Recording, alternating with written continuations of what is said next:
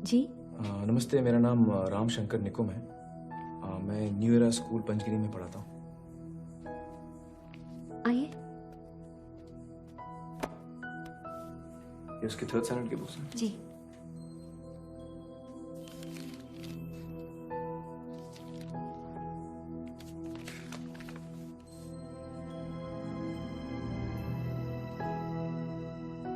ये किसने बनाया?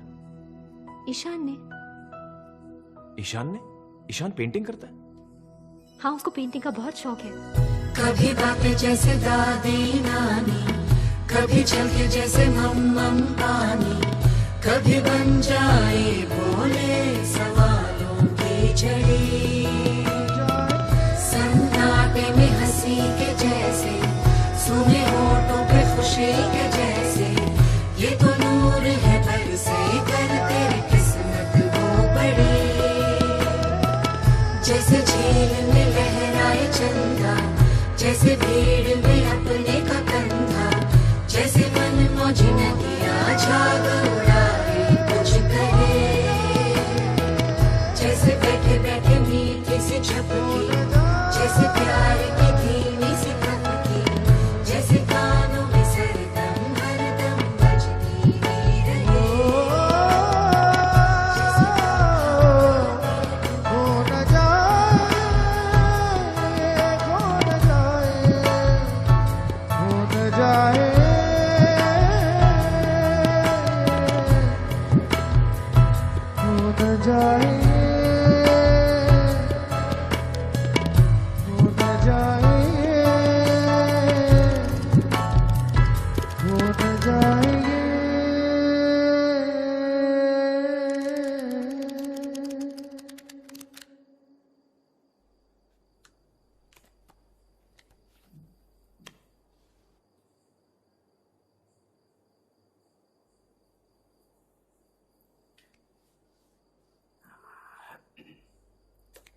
पानी मिलेगा प्लीज?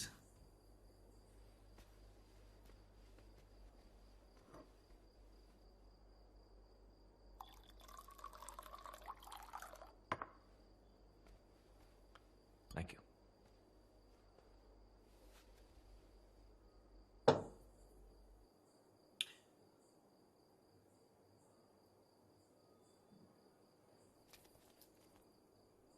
क्यों भेज दिया उसको? क्यों?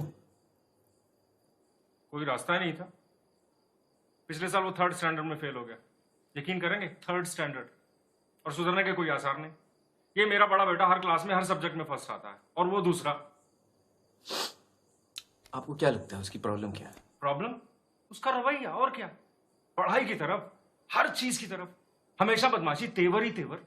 कभी कोई बात ही नहीं सुनेगा। मैं आपसे उसका प्रॉब्लम पूछ रहा हूँ, आप मुझे सिम्टम बता रहे हैं। आप बता रहे हैं बच्चे को बुखार है, वो मुझे मालूम है। मैं पूछ रहा हूँ बच्चे को बुखार क्यों है, वजह क्या है बुखार की? हाँ, तो फिर आप ही बताइए, बताइए। उसके पढ़ने लिखने की गलतियों में आपने कोई पैटर्न देखा, कोई गलती जो वो दोहराता हो? पैटर्न? काय का पैटर्न? सब गलतियां ही गलतियां। फिर आप पैटर्न पहचान नहीं पाए।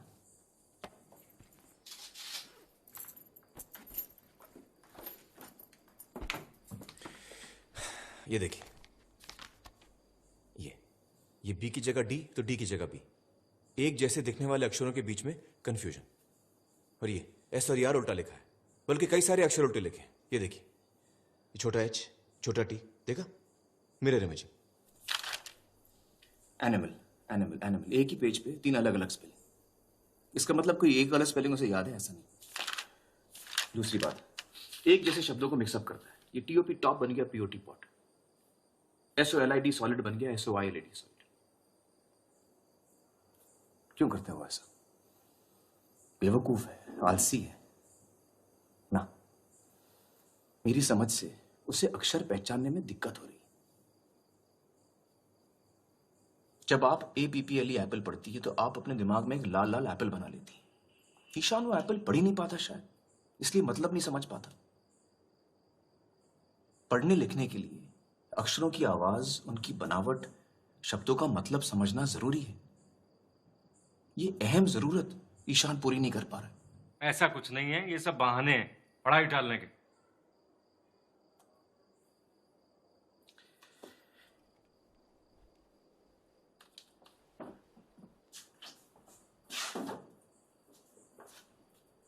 जरा ये पढ़िए मिस्टर अवस्थी।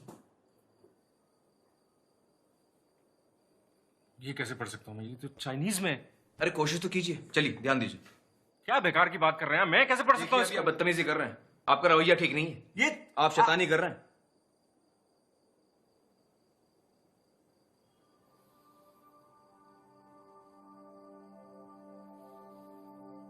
कुछ ऐसी ही कैफियत होती होगी ईशान की, अक्षर ही समझ में नहीं आते होंगे।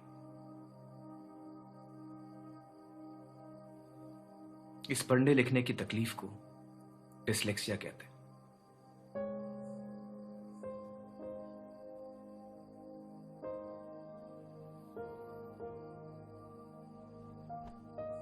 कभी कभी बच्चे को डिसलेक्सिया के साथ साथ और भी तकलीफें हो सकती हैं, जैसे कि मल्टीपल इंस्ट्रक्शन समझने में दिक्कत, turn to page 65, chapter 9, para 4, line 2, confusion, या फिर poor fine and gross motor skills.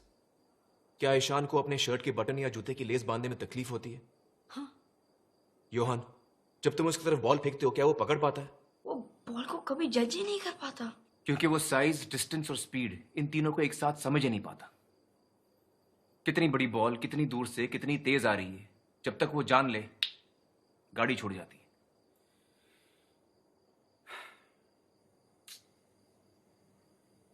जरा सोचिए, एक बच्चा महज 8 या 9 साल का, पढ़ नहीं पाता, लिख नहीं पाता, रोजमर्रा के मामूली काम नहीं कर पाता, वो सारी चीजें नहीं कर पाता जो उसकी उम्र के बच्चे बड़ी आसानी से कर लेते हैं।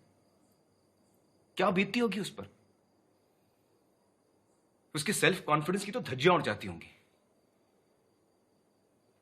अपनी खामियों को टेढ़ेपन के लिबास में लपेटकर दुनिया से लड़ता होगा हर रोज, गदर मचाता होगा, गदर यहां। क्यों बताऊं दुनिया को कि नहीं आता, नहीं करना क्या कि टाल नहीं दो? बड़ों से तो सीखते हैं बच्चे।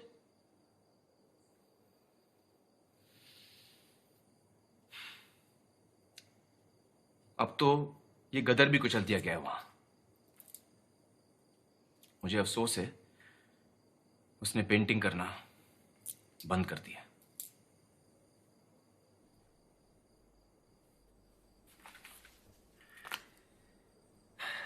बड़े दुख की बात है।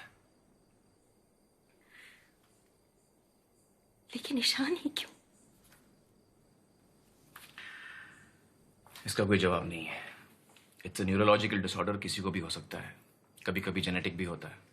आम आदमी की जबान में कहूं तो ब्रेन में जरा सी वायरिंग की प्रॉब्लम है बस। तो आप ये कह रहे हैं मेरा बेटा नॉर्मल नहीं है, मेंटली रिटार्डेड? अजीब आदमी है आप। ये देखिए मिस्टर अवस्थी, ये तेज दिमाग हजार ख्याल बुन रहा है रंगों में, आपके और मेरी काबिलियत से कहीं आगे। लेकिन इसका फायदा क्या है?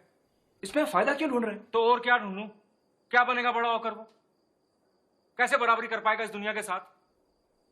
क्या सारी उम्र में उसे घर पे बैठ के खिलाता रहूंगा?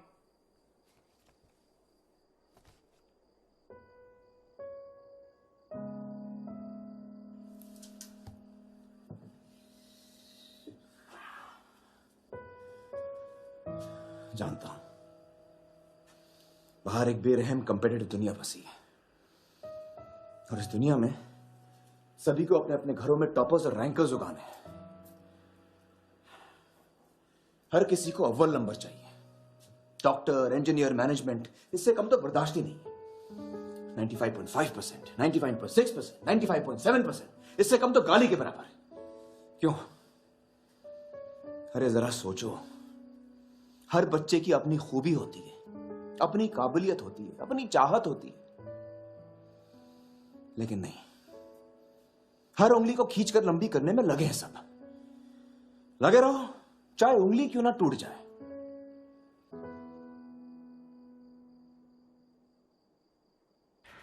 नो ऑप्शंस कहता है, नो ऑप्शंस, कोई चारा नहीं।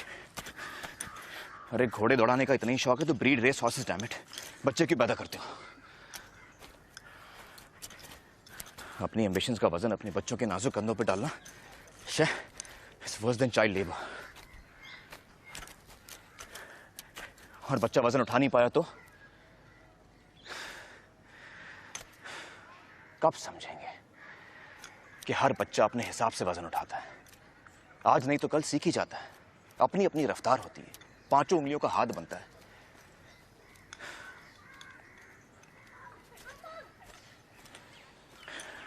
और कहाँ हमें नन्हे मुन्नों को मेन स्ट्रीम में सेटल करने के सपने देख रहे हैं।